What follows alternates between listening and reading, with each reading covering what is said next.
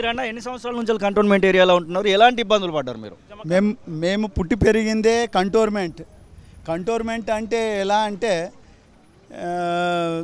ఏ దానికైనా కానీ కష్టమే మాకు. సపోజ్ బిల్డింగ్ పర్మిషన్ తీసుకోవాలనుకోండి, మోటిషన్ కావాలనుకోండి, 4 జతల చెప్పులు అరిగిపోతాయి.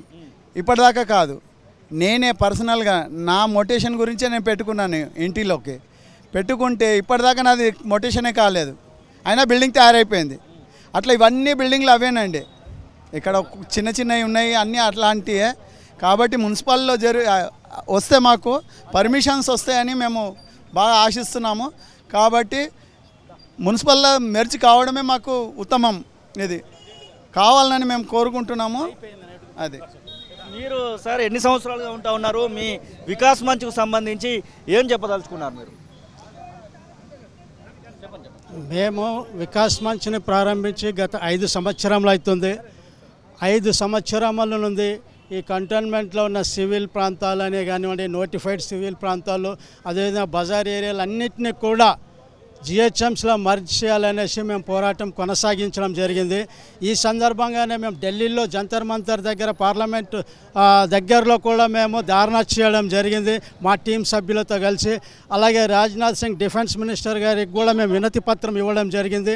ఇక్కడ ప్రాంత ప్రజలందరూ కూడా అభివృద్ధికి నోచుకోక 75 సంవత్సరముల స్వతంత్ర భారతంలో 62 కంటోన్మెంట్ల జనాభా 80 లక్షల జనాభా ఉన్నది.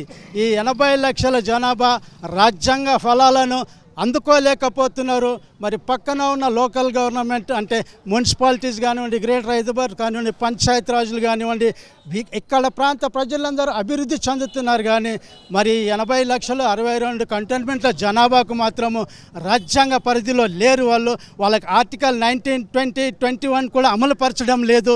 కాబట్టి ఈ అంశాన్ని మేము చాలా సీరియస్గా తీసుకొని వివిధ పార్టీ రాజకీయ నాయకులతో, కుల సంఘాలతో, ప్రజలతో మమేకమై మేము ఢిల్లీలో ధర్నా చేసి వారికి వినతి పత్రాలు ఇచ్చి ప్రెసిడెంట్ ఆఫ్ ఇండియాకి, ప్రైమ్ మినిస్టర్ ఆఫ్ ఇండియాకి వీరందరికీ కూడా మేము వినతి పత్రాలు సమర్పించి ఈ అంశాన్ని మేము తెరపైకి తీసుకొచ్చి ప్రజల మద్దతు కూడగొట్టుకుని, రాష్ట్ర ప్రభుత్వం మద్దతు కూడగొట్టుకుని, అక్కడ రేవంత్ రెడ్డి సీఎం గారైనా కానీ, ఇక్కడ ఎమ్మెల్యే గారు కానివ్వండి, వీరందరి సహాయ సహకారాలతో ఈరోజు మేము విలీనాన్ని సాధించుకున్నామంటే ఇది ప్రజల విజయంగా భావిస్తున్నాను. ఈ విజయాన్ని మేము ప్రజలకే అంకితం చేస్తున్నాను. అసలైన తొలి వెలుగు. Follow WhatsApp @తొలి వెలుగు official.